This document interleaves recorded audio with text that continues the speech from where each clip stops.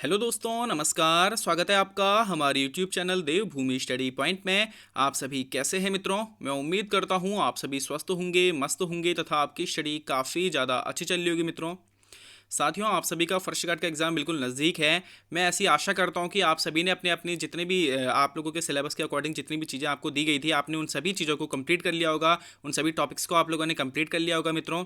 और अब आप लोगों का जो अंतिम समय है, यह समय होता है उस तैयारी को, जो आपने तैयारी करी है उसको परखने का, उसको जांचने का। इसी के रिगार्डिंग मैं आज आपके साथ डिस्कस करने वाला हूँ जीके जीएस व उत्तराखंड पर आधारित प्रैक्टिस सेट का भाग 2। इससे पहले मैं आपको जीके जीएस व उत्तराखंड पर एक वीडियो प्रैक्टिस सेट की प्रोवाइड करवा चुका हूं दोस्तों।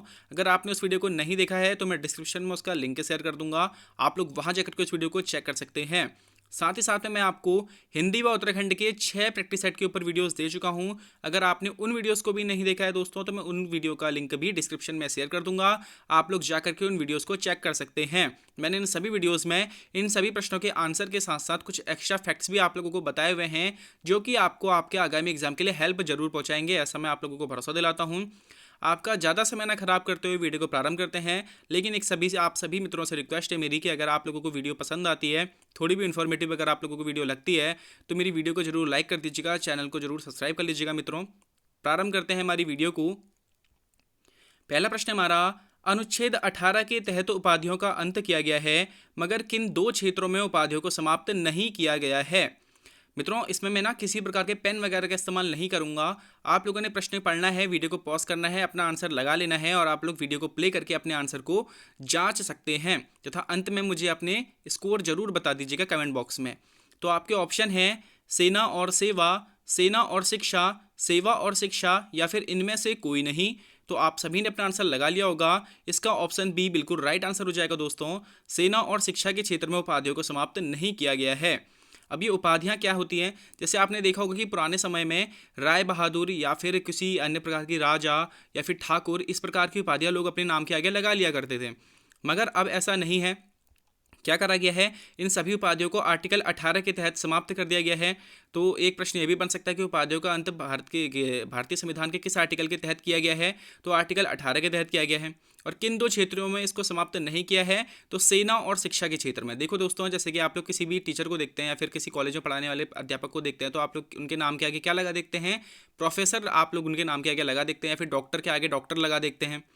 वैसे ही मित्रों, जो सेना है, सेना में कर्नल हो गया, जर्नल हो गया, तो इस प्रकार की उपाधियां वहां पर चलती हैं।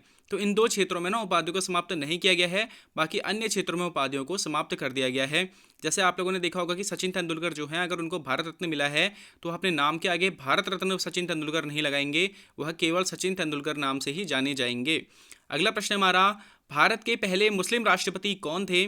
आपके ऑप्शन हैं डॉक्टर जाकिर हुसैन, एपीजे अब्दुल कलाम, फखरुद्दीन अली अहमद, या फिर इनमें से कोई नहीं। तो आप सभी ने अपना आंसर लगा लिया होगा दोस्तों। इसका ऑप्शन ए बिल्कुल राइट आंसर हो जाएगा। डॉक्टर जाकिर हुसैन भारत के पहले मुस्लिम राष्ट्रपति थे, और यह हमारे भारत के ना तीसरे नंबर के राष्ट्रपति थे। ठीक है, सबसे पहले हमारे डॉक्टर राजेंद्र प्रसाद थे, फिर सर्वपल्ली राधाकृष्णन जी बने, और उसके बाद हमारे डॉक्टर जाकिर हुसैन भारत के तीसरे मुस्लिम राष्ट्रपति, भारत के तीसरे राष्ट्रपति और भारत के पहले मुस्लिम राष्ट्रपति बने थे। इनका टाइम पीरियड अगर आपसे पूछा जाता है तो 1967 से 1969 तक इनका राष्ट्रपति के तौर पर इनका कार्यकाल रहा था। अगला प्रश्न है, भारतीय संविधान की प्रारूप समिति का गठन कब किया गया था? आपके ऑप्शन हैं 15 अगस्त 1947, 29 अगस्त 1947, 25 अगस्त 1947, या फिर 21 अगस्त 1947। तो दोस्तों, आप सभी ने अपना आंसर लगा लिया होगा। भारतीय संविधान की प्रारूप समिति का गठन ऑप्शन बी, जो हमारा 29 अगस्त 1947 है, इस समय किया गया था। अब आपसे ना इसके कई सारे नाम हैं, प्रारूप समिति के कई अन्य नाम भी हैं, तो आप लोग उनको जरूर ध्यान रख लीजिएगा। जरूरी नहीं है कि हर बार प्रारूप समिति के तौर पर ही वो आपसे प्रश्न पूछे, कुछ अन्य नाम भी हैं इसके, आप लोग देख लीजिए, सुन लीजिएगा उसे भी। ड्राफ्टिंग कमेटी, पांडुलेखन समिति और मसौदा समिति, यह तीन नाम अन्य, इसके अन्य नाम भी हैं प्रारूप समिति के। ड्राफ्टिंग कमेटी, पांडुलेखन समिति और मसौदा समिति, किसी भी प्रकार से आप लोगों से प्रश्न पूछा जा सकता है। इसका गठन करा गया था 29 अगस्त 1947 को। इसके अगर आपसे पूछा जाए इसमें कुल सदस्य कितने थे इस समिति में, तो इस समिति में कुल 7 सदस्य थे, जिसमें एक अध्यक्ष हुआ, 6 अन्य सदस्य थे, और इसके अध्यक्ष को आप सभी जानते होंगे मित्रों, BR अम्बेडकर हमारे भारतीय संविधान की प्रारूप समिति के अध्यक्ष थे। अगला प्रश्न हमारा, किस एक यूरोपीय देश को यूरोप का भारत कहते हैं? आपके ऑप्शन हैं फिनलैंड, इटली, फ्रांस, या फिर रूस। तो दोस्तों आप सभी ने अपना आंसर लगा लिया होगा। इसका ऑप्शन बी बिल्कुल राइट आंसर हो जाएगा। इटली को यूरोप का भारत कहते हैं। अब इसको क्यों कहते हैं दोस्तों यूरोप का भारत? तो जो यूरोप में, जैसे हम आप लोग जानते होंगे कि हमारा जो भारत है वह एक कृषि प्रधान देश है, वैसे ही ना यूरोप का ये जो इटली है यह भी यूरोप का एक कृषि प्रधान देश है, इस कारण से इसे यूरोप का भारत कहते हैं। अगला प्रश्न हमारा, वायुयान उड़ाने की आदर्श दशा किसमें पाई जाती है? आपके ऑप्शन हैं क्षोभ मंडल, समताप मंडल, ओजोन मंडल या फिर आयन मंडल। तो मित्रों आप सभी ने अपना आंसर लगा लिया होगा। इसका ऑप्शन बी बिल्कुल राइट आंसर हो जाएगा। वायुयान उड़ाने की आदर्श दशा समताप मंडल में पाई जाती है, आप लोगों ने ध्यान रखना है। बात करें अगर क्षोभ मंडल की, तो क्षोभ मंडल हमारी वायुमंडल की सबसे निचली परत होती है। आंधी, बादल, वर्षा यह सब हमारे इसी मंडल के तहत हमें देखने के लिए मिलती है। अगला प्रश्न हमारा, तीनों गोलमेज सम्मेलनों में भाग लेने वाले भारतीय नेता कौन थे? आपके ऑप्शन हैं महात्मा गांधी, नेहरू जी, बी आर अंबेडकर या फिर सुभाष चंद्र बोस। तो मित्रों आप सभी ने अपना आंसर लगा लिया होगा। तीनों गोलमेज सम्मेलनों में भाग लेने वाले भारतीय नेता बी आर अंबेडकर जी थे। आप सभी इस बात को जानते होंगे कि ये तीनों गोलमेज सम्मेलन कब आयोजित किए गए थे मित्रों? तो ये जो हमारे गोलमेज सम्मेलन है 1930, 1931 व 1932, इन 3 वर्षों में हमारे तीनों गोलमेज सम्मेलन संपन्न हुए थे और इसमें बी आर अम्बेडकर ने तीनों ही गोलमेज सम्मेलनों में भाग लिया था। अगर आपसे पूछा जाता है कि महात्मा गांधी ने किस गोलमेज सम्मेलन में भाग लिया था, तो द्वितीय गोलमेज सम्मेलन में महात्मा गांधी जी के द्वारा भाग लिया गया था। अगला प्रश्न हमारा, पानीपत का द्वितीय युद्ध कब हुआ था? आपके ऑप्शन हैं 1526 में, 1536 में, 1556 में या फिर 1557 में। तो दोस्तों आप सभी ने अपना आंसर लगा लिया होगा। इसका ऑप्शन सी बिल्कुल राइट आंसर हो जाएगा। पानीपत का द्वितीय युद्ध 1556 ईस्वी में हुआ था। अगर आपसे पूछा जाए किसके मध्य, तो अकबर व हेमू के मध्य यह युद्ध हुआ था। बात करी जाए पानीपत के प्रथम युद्ध की, तो पानीपत का प्रथम युद्ध 1526 ईस्वी में बाबर व इब्राहिम लोदी के मध्य हुआ था। आगे बढ़ते हैं मित्रों। अगला प्रश्न हमारा, प्रथम बौद्ध संगीति का आयोजन किसके शासनकाल में किया गया? आपके ऑप्शन हैं अजातशत्रु, कालाशोक, अशोक या फिर कनिष्क। तो दोस्तों आप सभी ने अपना आंसर लगा लिया होगा। इसका बिल्कुल राइट आंसर हो जाएगा ऑप्शन ए, अजातशत्रु के समय में प्रथम बौद्ध संगीति का आयोजन किया गया था। बात करी जाए द्वितीय बौद्ध संगीति का आयोजन किसके शासनकाल में हुआ, तो कालाशोक के शासनकाल में हुआ था। तृतीय बौद्ध संगीति का आयोजन अशोक के शासनकाल में, जबकि चतुर्थ बौद्ध संगीति का आयोजन कनिष्क के शासनकाल में हुआ था। आपने चारों को ही ध्यान में रखना है। अगला प्रश्न है, यूनेस्को द्वारा जैवमंडल रिजर्व कार्यक्रम की शुरुआत कब की गई थी? आपके ऑप्शन है 1971, 1972, 1986 या फिर 1981। तो दोस्तों आप सभी ने अपना आंसर लगा लिया होगा। इसका ऑप्शन ए बिल्कुल राइट आंसर हो जाएगा। यूनेस्को द्वारा जैवमंडल रिजर्व कार्यक्रम की शुरुआत वर्ष 1971 में करी गई थी। लेकिन अगर आपसे पूछा जाता है कि भारत में जैवमंडल रिजर्व कार्यक्रम की शुरुआत कब से करी गई है, तो 1986 से भारत में जैवमंडल रिजर्व कार्यक्रम की शुरुआत करी गई और भारत का पहला जैवमंडल आरक्षित क्षेत्र नीलगिरी जैवमंडल आरक्षित क्षेत्र है, जिसकी स्थापना वर्ष 1986 में करी गई थी। और ये जो जैवमंडल आरक्षित क्षेत्र है यह कर्नाटक, केरल व तमिलनाडु में फैला हुआ है। अगला प्रश्न है, भारत का सबसे बड़ा टाइगर रिजर्व कौन सा है? आपके ऑप्शन है दोस्तों Nagarjun Sagar Srisailam, Pench tiger reserve, Kaziranga tiger reserve या फिर जिम कॉर्बेट टाइगर रिजर्व। तो दोस्तों आप सभी ने अपना आंसर लगा लिया होगा। नागार्जुन सागर श्रीशैलम जो कि आंध्र प्रदेश में स्थित है, यह भारत का सबसे बड़ा टाइगर रिजर्व है। बात करी जाए सबसे छोटे टाइगर रिजर्व की, तो पेंच टाइगर रिजर्व भारत का सबसे छोटा टाइगर रिजर्व है। अगला प्रश्न है, भारत के किस गाने को बेस्ट ओरिजिनल सॉन्ग कैटेगरी में ऑस्कर अवार्ड मिला है? आपके ऑप्शन हैं जय शंभू, नाटू नाटू, केसरिया या फिर जय जय शिव शंकर। तो दोस्तों इसका ऑप्शन बी बिल्कुल राइट आंसर हो जाएगा। आपके भारत की जो हमारी फिल्म है RRR मूवी, जो कि साउथ की मूवी थी, इसके नाटू नाटू सॉन्ग को बेस्ट ओरिजिनल सॉन्ग कैटेगरी में ऑस्कर अवार्ड मिला है। जबकि भारत की ही एक फिल्म द एलिफेंट विस्पर्स को the best documentary short film को ऑस्कर अवार्ड मिला है। आपने दोनों को ही ध्यान में रखना है। अगला प्रश्न है, भारतीय संविधान की प्रस्तावना में अब तक कितनी बार संशोधन हुआ है? आपके ऑप्शन हैं 1, 2, 3 या फिर 4। तो दोस्तों आप सभी ने अपना आंसर लगा लिया होगा। भारतीय संविधान की प्रस्तावना में अब तक केवल एक बार संशोधन हुआ है और इस संशोधन के तहत भारतीय संविधान में 3 शब्द जोड़े गए थे, एकता, अखंडता और पंथनिरपेक्ष। यह 3 शब्द हमारे जोड़े गए थे मित्रों। और किस संविधान संशोधन के तहत ये जोड़े गए थे? तो 42वें संविधान संशोधन के तहत यह जोड़े गए थे और इस 42वें संविधान संशोधन को हमारा लघु संविधान भी कहा जाता है। अगला प्रश्न है, हाइड स्पीच का युद्ध किसके मध्य हुआ था? आपके ऑप्शन है सिकंदर व चंद्रगुप्त, सिकंदर व पोरस, सिकंदर व बिंदुसार या फिर इनमें से कोई नहीं। तो मित्रों आप सभी ने अपना आंसर लगा लिया होगा, इसका ऑप्शन बी बिल्कुल राइट आंसर हो जाएगा। हाइड स्पीच का युद्ध सिकंदर व पोरस के मध्य हुआ था। एक चीज़ आपने और ध्यान रखनी है कि ये जो हाइड स्पीच का युद्ध है ना, इसको हम लोग झेलम का युद्ध या फिर वितस्ता के युद्ध के नाम से भी जानते हैं। आप सभी जानते होंगे कि झेलम जो नदी है हमारी, उसको प्राचीन काल में क्या कहा जाता था? वितस्ता कहा जाता था। तो हाइड स्पीच का युद्ध या फिर झेलम वितस्ता का युद्ध सिकंदर व पोरस के मध्य हुआ था, आपने ध्यान रखना है। अगला प्रश्न है, भारत में राष्ट्रीय आय के आकलन एवं प्रकाशन के लिए उत्तरदायी है? आपके ऑप्शन है केंद्रीय सांख्यिकी संगठन, निर्वाचन आयोग, वित्त आयोग या फिर रिजर्व बैंक ऑफ इंडिया। तो दोस्तों इसका बिल्कुल राइट आंसर हो जाएगा केंद्रीय सांख्यिकी संगठन, ऑप्शन ए इसका बिल्कुल राइट आंसर हो जाएगा। बात करी जाए केंद्रीय सांख्यिकी संगठन की स्थापना की, तो मई 1951 में केंद्रीय सांख्यिकी संगठन की स्थापना हुई थी। अगला प्रश्न है, राष्ट्रीय किसान आयोग का गठन कब हुआ था? आपके ऑप्शन है जनवरी 2001 में, जनवरी 2002 में, जनवरी 2003 में या फिर जनवरी 2004 में। दोस्तों इसका बिल्कुल राइट आंसर हो जाएगा ऑप्शन डी, जनवरी 2004 में राष्ट्रीय किसान आयोग का गठन किया गया था। बात करी जाए इसके प्रथम अध्यक्ष की, तो इसके प्रथम अध्यक्ष सोमपाल थे। और अगर आपसे पूछा जाता है कि भारत में कृषि वर्ष कब से कब तक मनाया जाता है, तो भारत में कृषि वर्ष 1 जुलाई से 30 जून तक माना जाता है। जैसे दोस्तों आप सभी जानते होंगे कि हमारा जो वित्त वर्ष है वह 1 अप्रैल से 31 मार्च तक रहता है, आप सभी जानते हैं। इसी प्रकार से हमारा जो कृषि वर्ष है ना, वह 1 जुलाई से 30 जून तक माना जाता है, आप लोगों ने ध्यान रखना है। आगे बढ़ते हैं दोस्तों। अगला प्रश्न हमारा, विश्व बैंक का मुख्यालय कहाँ स्थित है? आपके ऑप्शन है दोस्तों वॉशिंगटन डीसी, जेनेवा, मैड्रिड या फिर रोम। तो आप सभी ने अपना आंसर लगा लिया होगा दोस्तों, इसका बिल्कुल राइट आंसर हो जाएगा ऑप्शन ए, वॉशिंगटन डीसी में विश्व बैंक का मुख्यालय स्थित है।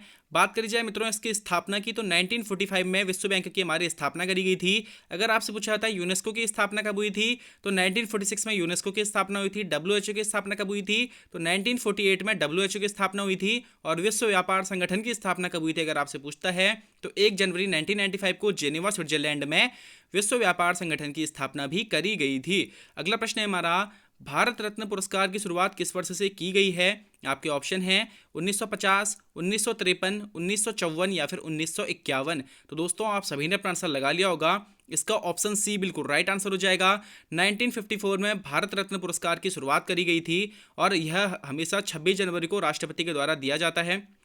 बात करी जाए दोस्तों किन किन क्षेत्रों में दिया जाता है, तो यह कला, साहित्य, विज्ञान या फिर बड़े पैमाने पर जन सेवा में उत्कृष्ट कार्य करने के लिए दिया जाने वाला देश का सबसे बड़ा पुरस्कार है। अगला प्रश्न हमारा, किसे कंप्यूटर की याददाश्त कहा जाता है? आपके ऑप्शन हैं सीपीयू, रैम, रोम या फिर मदरबोर्ड। तो दोस्तों आप सभी ने अपना आंसर लगा लिया होगा, इसमें से हमारा जो ऑप्शन बी है वह बिल्कुल राइट आंसर हो जाएगा। रैम को कंप्यूटर की याददाश्त कहा जाता है। बात करी जाए मित्रों रैम की फुल फॉर्म की, तो रैंडम एक्सेस मेमोरी इसकी फुल फॉर्म होती है। और रोम की अगर आपसे पूछ लेता है तो रैंडम एक्सेस, तो दोस्तों रीड ओनली मेमोरी हमारी रोम की फुल फॉर्म होती है। बात करी जाए अगर दोस्तों सीपीयू की, तो कंप्यूटर का इसे मस्तिष्क कहा जाता है। कंप्यूटर का मस्तिष्क किसे कहा जाता है, तो सीपीयू को कहा जाता है और इसकी फुल फॉर्म हो जाएगी सेंट्रल प्रोसेसिंग यूनिट। बाकी दोस्तों जो मदरबोर्ड होती है उसमें सभी चीज़ें मौजूद होती है हमारी, रैम, रोम वगैरह। अगला प्रश्न हमारा, कंप्यूटर साक्षरता दिवस कब मनाया जाता है?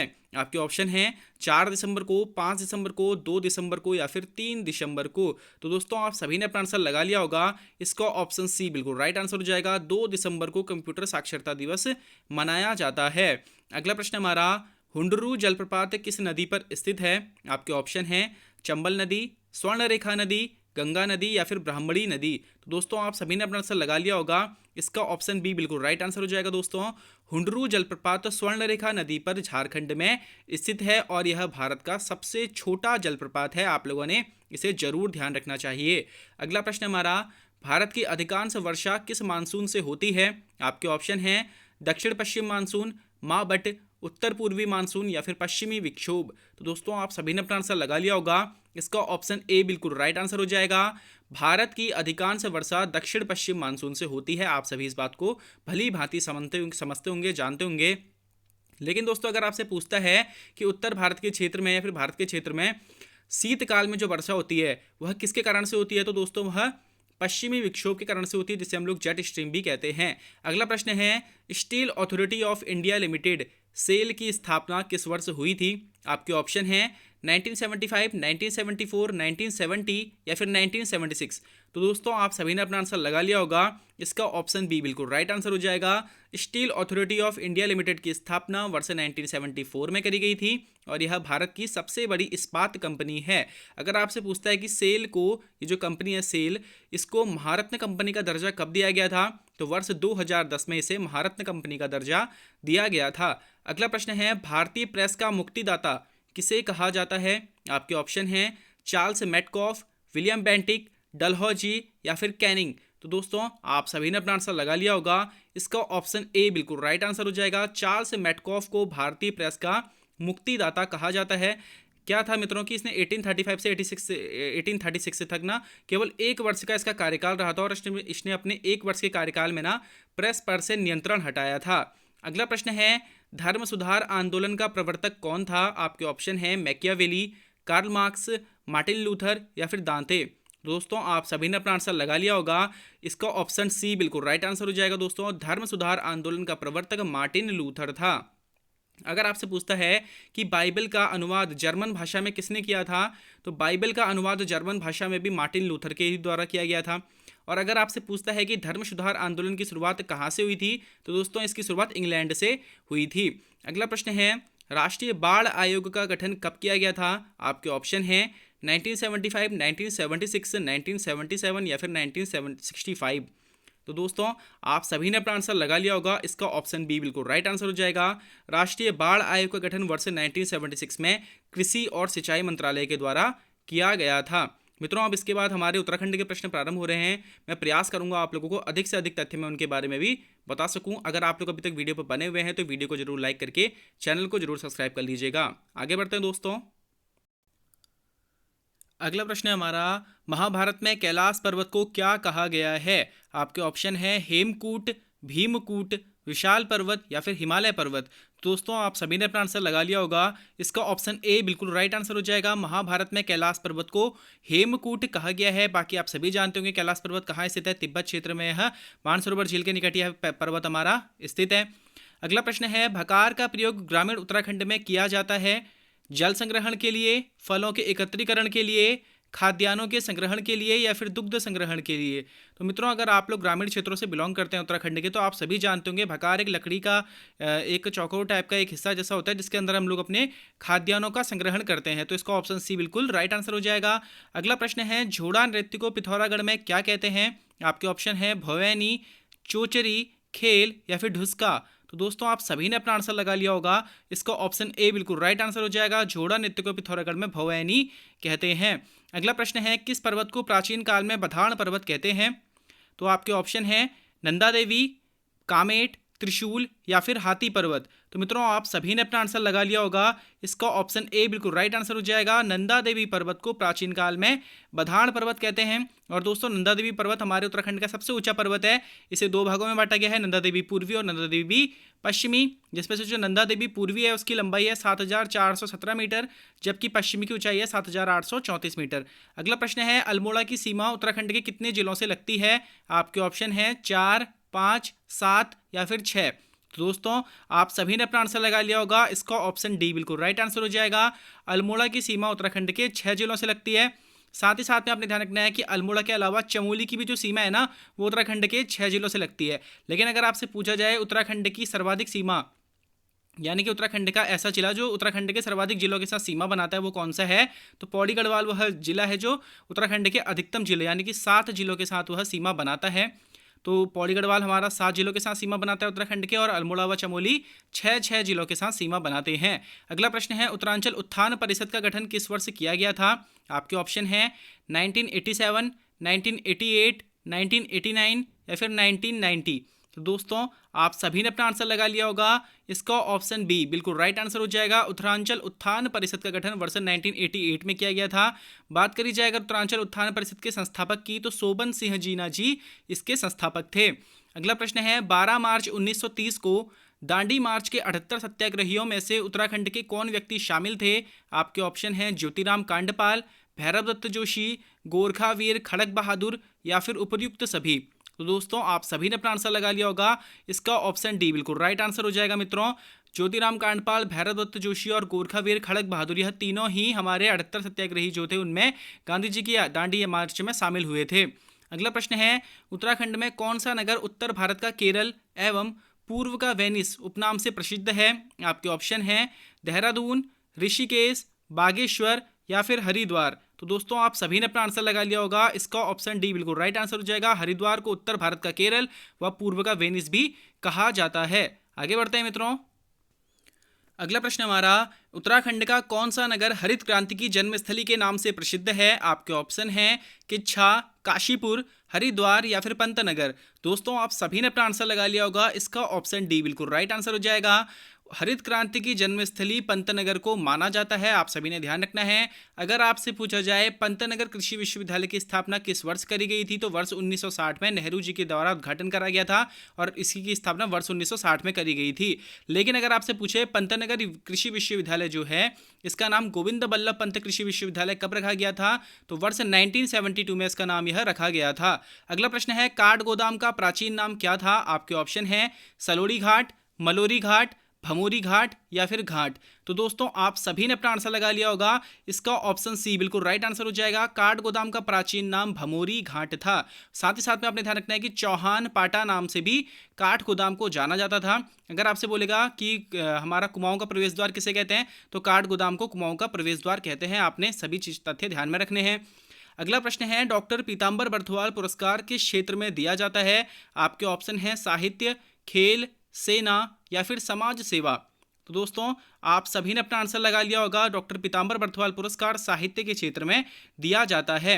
अगर दोस्तों बात करी जाए पीताम्बर बर्थवाल जी के बारे में, तो हिंदी साहित्य में डी लिट की डॉक्टर ऑफ लिटरेचर की उपाधि पाने वाले यह प्रथम व्यक्ति थे और वर्ष 1933 में इन्हें डी लिट की उपाधि प्रदान करी गई थी। इनकी रचना हिंदी काव्य में निर्गुण संप्रदाय। अगला प्रश्न है, किस चंद शासक के समय में रोहिलों ने अल्मोड़ा पर कब्जा कर लिया था? आपके ऑप्शन हैं रुद्रचंद, कल्याण चंद पांचवा, मोहन चंद या फिर उद्योत चंद। तो दोस्तों आप सभी ने अपना आंसर लगा लिया होगा। इसका ऑप्शन बी बिल्कुल राइट आंसर हो जाएगा। कल्याण चंद पंचम के समय पर रोहिलों ने अल्मोड़ा पर कब्जा कर लिया था। और अगर आपसे पूछा जाए कि उत्तराखंड में मूर्ति भंजक के नाम से किसे जाना जाता है, तो उत्तराखंड में रोहिलों को मूर्ति भंजक के रूप में जाना जाता है। इन्होंने यहाँ की मूर्तियों को नष्ट करा था। अगला प्रश्न है, देहरादून वन संग्रहालय की स्थापना कब हुई थी? आपके ऑप्शन हैं वर्ष 1912, 1914, 1915 या फिर 1918। दोस्तों आप सभी ने अपना आंसर लगा लिया होगा। इसका ऑप्शन बी बिल्कुल राइट आंसर हो जाएगा। वर्ष 1914 में देहरादून वन संग्रहालय की स्थापना करी गई थी। अगर आपसे पूछा जाता है कि वन अनुसंधानशाला की स्थापना देहरादून में कब करी गई थी, तो दोस्तों वन अनुसंधानशाला की स्थापना देहरादून में वर्ष 1929 में करी गई थी। अगला प्रश्न है, फॉरेस्ट ग्रीवेंस कमेटी की सिफारिश पर वन समिति का गठन कब किया गया था? आपके ऑप्शन है वर्ष 1922 में, 1923 में, 1925 में या फिर 1926 में। दोस्तों आप सभी ने अपना आंसर लगा लिया होगा। फॉरेस्ट ग्रीवेंस कमेटी की सिफारिश पर वन समिति का गठन वर्ष 1925 में किया गया था। ऑप्शन सी इसका बिल्कुल राइट आंसर हो जाएगा। अगर आपसे पूछा जाएगा कि इस समिति के अध्यक्ष कौन थे, तो कैलाश गैरोला जी को इस समिति का अध्यक्ष बनाया गया था। अगला प्रश्न है, जनरल बिपिन रावत की स्थिति को विमान दुर्घटना में शहीद हो गए थे। आपके ऑप्शन हैं 8 दिसंबर 2020 को, 31 दिसंबर 2019 को, 8 दिसंबर 2021 को या फिर इनमें से कोई नहीं। दोस्तों आप सभी ने अपना आंसर लगा लिया होगा। इसका ऑप्शन सी बिल्कुल राइट आंसर हो जाएगा। 8 दिसंबर 2021 को जनरल बिपिन रावत विमान दुर्घटना में शहीद हो गए थे। अगर आपसे पूछा जाएगा यह सीडीएस के पद पर कब नियुक्त करे गए थे, तो 31 दिसंबर 2019 को यह सीडीएस के पद पर नियुक्त करे गए थे और इनका संबंध पौड़ी गढ़वाल जिले से था। अगला प्रश्न है, विद्यासागर नौटियाल सम्मान 2022 से किसे सम्मानित किया गया है? आपके ऑप्शन हैं पीताम्बर दत्त बर्थवाल, शेखर जोशी, सुमित्रा नंदन पंत या फिर मंगलेश डबराल। मित्रों आप सभी ने अपना आंसर लगा लिया होगा। इसका ऑप्शन बी बिल्कुल राइट आंसर हो जाएगा। विद्यासागर नौटियाल सम्मान 2022 से शेखर जोशी जी को सम्मानित किया जाएगा। महत्वपूर्ण प्रश्न है मित्रों, क्योंकि शेखर जोशी जी हाईलाइटेड हैं। आप सभी जानते होंगे 4 अक्टूबर 2022 को इनकी मृत्यु हो गई थी, तो इनसे प्रश्न बनने की पूरी संभावना है। आपने इनकी कुछ रचनाएं जैसे कि कोसी का घटवार, दाजू, नौरंगी बीमार है, बदबू, ये रचनाएं आपने इनकी ध्यान रखनी है। और वर्ष 1932 में अल्मोड़ा में इनका ओलिया गांव में जन्म हुआ था। आपने इस बात को भी ध्यान में रखना है। आगे बढ़ते हैं मित्रों। मानवेंद्र शाह ने भारत सरकार के विलय पत्र पर हस्ताक्षर कब किए थे? आपके ऑप्शन हैं 1 सितंबर 1949 को, 1 अगस्त 1949 को, 1 जनवरी 1949 को या फिर 1 अक्टूबर 1949 को। तो दोस्तों आप सभी ने अपना आंसर लगा लिया होगा, इसका ऑप्शन बी बिल्कुल राइट आंसर हो जाएगा। 1 अगस्त 1949 को मानवेंद्र शाह ने भारत सरकार के विलय पत्र पर हस्ताक्षर किए थे। और जो हमारा टिहरी रियासत थी वह संयुक्त प्रांत तब मित्रों उत्तर प्रदेश को कहा जाता था, और यह संयुक्त प्रांत का 50वां जिला बना था टिहरी हमारा। ठीक है, अगला प्रश्न है, ग्रह नक्षत्रों की जांच हेतु टिहरी रियासत में वेधशाला यानी कि ऑब्जर्वेटरी का निर्माण किस शासक ने कराया था? आपके ऑप्शन हैं प्रताप शाह, कीर्ति शाह, भवानी शाह या फिर सुदर्शन शाह। दोस्तों आप सभी ने अपना आंसर लगा लिया होगा, इसका ऑप्शन बी बिल्कुल राइट आंसर हो जाएगा। ग्रह नक्षत्रों की जांच हेतु टिहरी रियासत में वेधशाला यानी ऑब्जर्वेटरी का निर्माण कीर्ति शाह के द्वारा कराया गया था। आपने कीर्ति शाह से ध्यान रखना है कि अंग्रेजों द्वारा 11 तोपों की सलामी, नाइट कमांडर की उपाधि व कंपेनियन ऑफ इंडिया की उपाधि कीर्ति शाह को दी गई थी। अगला प्रश्न है, निम्न में कौन सा कथन सही नहीं है? आपके ऑप्शन है राजाजी राष्ट्रीय उद्यान 1983, फूलों की घाटी राष्ट्रीय उद्यान 1982, कॉर्बेट राष्ट्रीय उद्यान 1936 या फिर गोविंद राष्ट्रीय उद्यान 1972। तो दोस्तों आप सभी जानते ही होंगे कि इसका जो चौथा ऑप्शन है हमारा गोविंद राष्ट्रीय उद्यान वह सुमेलित नहीं है, क्योंकि गोविंद राष्ट्रीय उद्यान की स्थापना किस वर्ष की हुई थी मित्रों? वर्ष 1980 में इसकी स्थापना हुई थी उत्तरकाशी जिले में, आपने ध्यान रखना है। बाकी ऊपर के तीनों की आपने डेट अच्छे से ध्यान रखनी है और तीनों के तीनों सही हैं। अगला प्रश्न है, उत्तराखंड राज्य का कितना प्रतिशत भाग पर्वतीय है? आपके ऑप्शन है 84.63%, 85%, 85.38% या फिर 86.07%। तो दोस्तों आप सभी ने अपना आंसर लगा लिया होगा, इसका ऑप्शन डी बिल्कुल राइट आंसर हो जाएगा। उत्तराखंड राज्य का 86.07% भाग पर्वतीय है। अगर आपसे बोला जाए मैदानी भाग कितना है, तो 13.93% भाग हमारा मैदानी भाग में आता है। अगला प्रश्न है, पंचाचूली शिखर की समुद्र तल से ऊंचाई कितनी है? आपके ऑप्शन हैं 6,806 मीटर, 7,120 मीटर, 6,904 मीटर या फिर 7,456 मीटर। तो दोस्तों आप सभी ने अपना आंसर लगा लिया होगा, इसका ऑप्शन सी बिल्कुल राइट आंसर हो जाएगा। पंचाचूली शिखर की समुद्र तल से ऊंचाई 6,904 मीटर है और यह हमारी पिथौरागढ़ जिले में स्थित है। अगला प्रश्न है, निम्न जिलों व क्षेत्रफल में कौन सा सुमेलित नहीं है? चमोली का 8,030 वर्ग किलोमीटर, चंपावत का 1733 वर्ग किलोमीटर, उत्तरकाशी का 8,016 वर्ग किलोमीटर और पिथौरागढ़ का 7,90 वर्ग किलोमीटर, 7,090 वर्ग किलोमीटर। तो दोस्तों आप सभी ने अपना आंसर लगा लिया होगा, इसका ऑप्शन बी बिल्कुल राइट आंसर हो जाएगा, यह सुमेलित नहीं है। बाकी हमारे सभी के सभी का क्षेत्रफल बिल्कुल एक्यूरेट करेक्ट दिया गया है। जबकि जो चंपावत का क्षेत्रफल है मित्रों वह कितना है, तो 1766 वर्ग किलोमीटर हमारे चंपावत का क्षेत्रफल है। आगे बढ़ते हैं दोस्तों, गढ़वाल क्षेत्र के लोक नृत्य में कौन सा उस समय किया जाता है जब हाल में विवाहित लड़की प्रथम बार मायके आती है? तो दोस्तों आपने बताना कि गढ़वाल क्षेत्र के लोक नृत्यों में कौन सा नृत्य उस समय किया जाता है जब विवाहित लड़की पहली बार अपने मायके आती है। आपके ऑप्शन है चौफुला, जागर, झुमैलो या फिर थड़िया। तो दोस्तों आप सभी ने अपना आंसर लगा लिया होगा, इसका ऑप्शन डी बिल्कुल राइट आंसर हो जाएगा। विवाहित लड़की जब प्रथम बार आती है गढ़वाल क्षेत्र में तो उसमें थड़िया नृत्य किया जाता है, आप लोगों ने ध्यान रखना है। अगला प्रश्न है, नंदिनी गीत व काफल पाको गीत के रचनाकार कौन है? आपके ऑप्शन है गुमानी पंत, चंद्रकुंवर बर्तवाल, गौरदा या फिर किशोरी लाल। तो दोस्तों आप सभी ने अपना आंसर लगा लिया होगा, इसका ऑप्शन बी बिल्कुल राइट आंसर हो जाएगा। दोस्तों नंदिनी गीत व काफल पाको गीत के रचनाकार चंद्रकुंवर बर्तवाल जी हैं, आप लोगों ने ध्यान रखना है। और अगर बात करी जाए इनका जन्म स्थान कहाँ है, कहाँ से इनका जन्म हुआ है, ये प्रश्न पूछा गया है मित्रों, आप लोगों ने अगर चेक करा होगा तो ये प्रश्न पहले पूछा गया है कि चंद्रकुंवर बर्तवाल जी का जन्म कहाँ हुआ था।